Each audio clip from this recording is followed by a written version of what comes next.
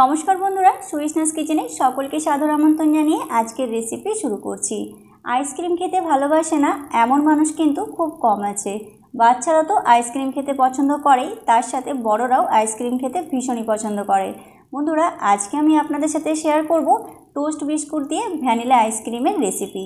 Vanilla ice cream তো আপনারা বিভিন্ন রকমভাবে বানিয়ে খেয়েছেন, তো একবার এই টোস্ট বিস্কুট দিয়ে বানিয়ে খেয়ে দেখুন, দারুণ টেস্টি তৈরি হয়। খুব সহজে ঘরে থাকা সামান্য কিছু উপকরণে কিন্তু আপনারা এই একদম দোকানের মতো দারুণ স্বাদের একদম ক্রিমি ও সফট ভ্যানিলা আইসক্রিম বাড়িতেই তৈরি করে নিতে পারবেন। তো চলুন দেখে নেওয়া যাক আমাদের আজকের এই টোস্ট বিস্কুট দিয়ে তৈরি দারুণ স্বাদের ঠান্ডা ঠান্ডা ভ্যানিলা আইসক্রিম।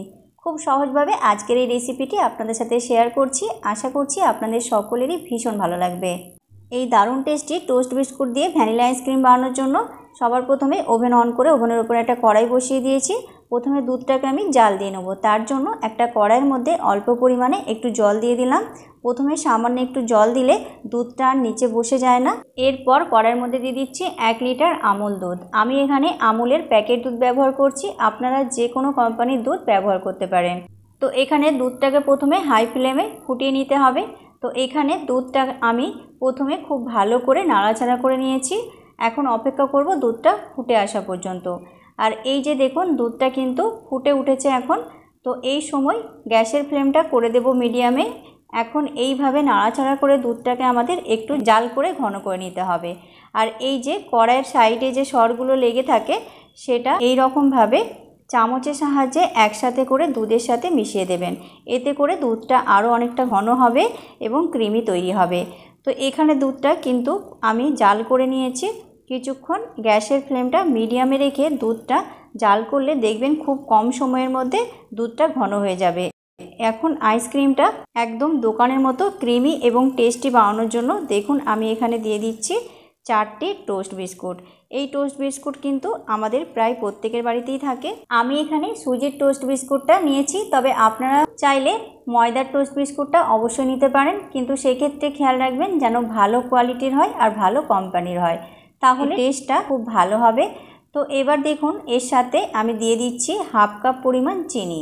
এই টোস্ট বিস্কুটটায় কিন্তু এমনিতেই অনেক মিষ্টি থাকে, তাই আমি এখানে চিনি কম অ্যাড করেছি, তবে চিনিটা আপনারা আপনাদের মতো অ্যাডজাস্ট করে বাড়িয়ে বা কমিয়ে দেবেন। এবার গ্যাসের ফ্লেমটা মিডিয়াম করে দুধটা এইভাবে অনবরত নাড়াচাড়া করে এটা দুধের সাথে মিশিয়ে নিতে হবে কিছুক্ষণ, খুব ভালো করে। কিছুক্ষণ পরে দেখবেন যে টোস্ট বিস্কুটটা গরম দুধের সাথে মিশে যাবে আর এর যে ফ্লেভার ও টেস্টটা দুধের মধ্যে চলে আসবে আর দুধটাকে খুব ঘন করে দেবে। তো মোটামুটি 7 থেকে 8 মিনিট এইভাবে মিডিয়াম ফ্লেমে এটা অনবরত নাড়াচাড়া করে ঘন করে নিতে হবে দুধটা। তো দেখুন 2 থেকে 3 মিনিট পরেই টোস্ট বিস্কুটটা আমাদের মেল্ট হতে শুরু করেছে। তো এখানে দেখুন 7 থেকে 8 মিনিট আমি খুব ভালো করে দুধটা মিশিয়ে ঘন করে নিয়েছি। আর দেখুন দুধটা কতটা ঘন হয়ে গেছে আর টোস্ট বিস্কুটটা দুধের মধ্যে খুব সুন্দরভাবে মেল্ট হয়ে গেছে। ঠান্ডা হওয়ার পর কিন্তু দুধটা আরও অনেকটা ঘন হয়ে যাবে, তো তাই এর থেকে বেশি আর দুধটাকে ঘন করব না। এখন এই সময় গ্যাসের ফ্লেমটা বন্ধ করে দেবেন। এবার এটা ঢাকনা দিয়ে ঢেকে রেখে দেব ঠান্ডা হওয়ার জন্য। তো প্রায় 15 থেকে 20 মিনিটের পর ঢাকনা খুলে নিচ্ছি। এবার দেখুন দুধটা পুরোপুরি ঠান্ডা হয়ে গেছে। দেখুন কতটা ঘন হয়ে গেছে, একদম ক্ষীরের মতো হয়ে গেছে। খেয়াল রাখবেন দুধটাকে আমাদের কিন্তু পুরোপুরি ঠান্ডা করে নিতে হবে, একটুও যেন গরম না থাকে, এই জিনিসটা কিন্তু খেয়াল রাখবেন।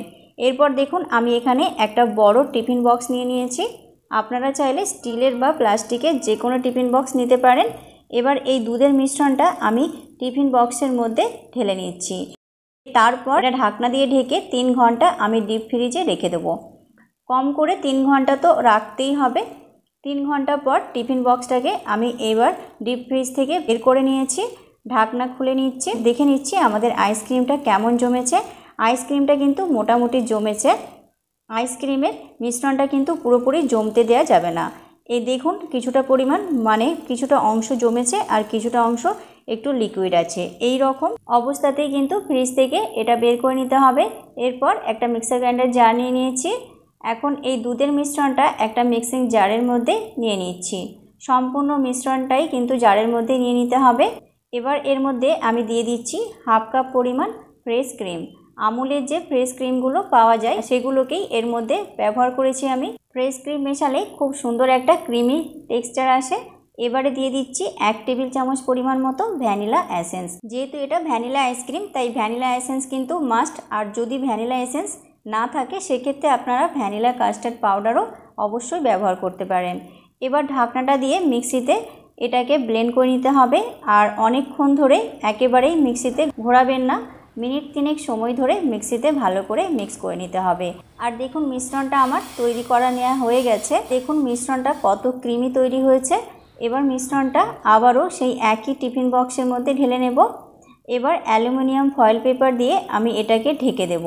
তাহলে কি হবে, আইস ক্রিস্টাল এর ওপরে ক্রিয়েট হবে না। তাই অবশ্যই কিন্তু এর ওপরে এইভাবে ফয়েল পেপার দিয়ে খুব ভালোভাবে এটা ঢেকে দিতে হবে। আইস ক্রিস্টাল ক্রিয়েট হলে কিন্তু আইসক্রিম পারফেক্ট তৈরি হবে না। এরপর এটা ঢাকনা দিয়ে আমি 8 থেকে 9 ঘন্টা ডিপ ফ্রিজে রেখে দেবো আইসক্রিমটা সেট হওয়ার জন্য। 8 থেকে 9 ঘন্টা আইসক্রিমটা আমি ডিপ ফ্রিজে রেখে ভালো করে জমিয়ে নিয়েছি। ঢাকনাটা আর ফয়েল পেপারটা খুলে আমি আপনাদেরকে দেখাচ্ছি আমাদের ভ্যানিলা আইসক্রিমটা কেমন তৈরি হয়েছে। দেখুন আইসক্রিমটা কিন্তু খুব সুন্দরভাবে সেট হয়ে গেছে। তো আমি এখন এটা সার্ভ করে নিচ্ছি। দেখুন কত সুন্দরভাবে আমাদের এই দারুণ টেস্টি ভ্যানিলা আইসক্রিম তৈরি হয়েছে। দেখে আপনারা বুঝতেই পারছেন কতটা ক্রিমি পারফেক্ট টেক্সচারের এই আইসক্রিমটা তৈরি হয়েছে। মুখে দেওয়ার সাথে সাথেই কিন্তু জাস্ট মিলিয়ে যাবে। এতটা ক্রিমি এবং সফট এই আইসক্রিমটা তৈরি হবে, খেতে একদম দোকানের মতো ভ্যানিলা আইসক্রিমের মতো। তো বন্ধুরা, বাড়িতে থাকা উপকরণ দিয়ে একদম অন্যরকমভাবে আমি এই ভ্যানিলা আইসক্রিমটি তৈরি করেছি। আমাদের আজকের এই টোস্ট বিস্কুট দিয়ে তৈরি দারুণ স্বাদের ভ্যানিলা আইসক্রিমের রেসিপি আপনাদের কাছে কেমন লাগলো অবশ্যই কমেন্টের মাধ্যমে জানাবেন। যদি ভালো লেগে থাকে তাহলে আপনারাও বাড়িতে ঠিক এই রকমভাবে টোস্ট বিস্কুট দিয়ে এইভাবেই বানিয়ে নিতে পারেন এই দারুণ স্বাদের ভ্যানিলা আইসক্রিম। আশা করি আপনাদের সকলেরই ভীষণ ভালো লাগবে। আর ভিডিওটি ভালো লাগলে লাইক কমেন্ট শেয়ার করে চ্যানেলটি সাবস্ক্রাইব করে পাশে থাকার অনুরোধ রইল। তো আজ এই পর্যন্ত, আজ এখানেই বিদায় নেব। আবারও দেখা হবে আগামী পর্বে নতুন একটা সহজ রেসিপি নিয়ে। তো ততক্ষণ পর্যন্ত আপনারা খুব ভালো থাকবেন, সুস্থ থাকবেন। Tata, bye bye.